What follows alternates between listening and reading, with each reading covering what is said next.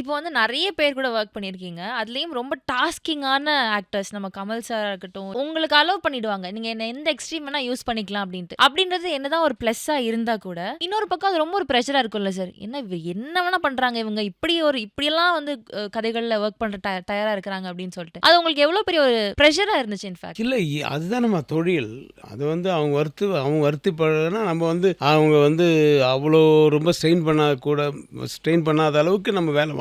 ரொம்ப ஸ்ட்ரெயின் பண்ண வேண்டாம் அப்படின்ட்டு வேலை வாங்கணும். இப்போ லிங்கால வந்து ஆக்சுவலா அவர் வந்து கிட்டத்தட்ட ஒரு 4, 5 வருஷம் கழிச்சு, ஏன்னா என்னோட படம் ராணா வந்து ஃபர்ஸ்ட் ஷெட்யூல்ல அவர் உடம்பு சரியில்லாம போயிட்டு கிட்டத்தட்ட 3 இயர்ஸ்க்கு அப்புறம் மறுபடியும் லைவா நடிக்கிற வர்றாரு. அவர் காலையில் 2 மணி நேரம் உடனே அனுப்பிச்சிடுவேன். மறுபடியும் வந்து நான் ஸோ அந்த அளவுக்கு ஒர்க் பண்ணி, ஆனால் அப்போலாம் 6 மாசத்துல முடிஞ்சிடும், 5 மாசத்துல முடிஞ்சிடும், 6 மாசத்துல அவர் பர்த்டே அன்னைக்கு ரிலீஸ் பண்ணுறோம். அது வேற விஷயம். ஆனால் அந்த ஸ்ட்ரெயின் பண்ணாத அளவுக்கு நம்ம வேலை வாங்கினா அவங்களுக்கு இன்னும் கொஞ்சம் செய்யணும், இன்னும் கொஞ்சம் அது மேலே இன்ட்ரெஸ்ட் வரும்.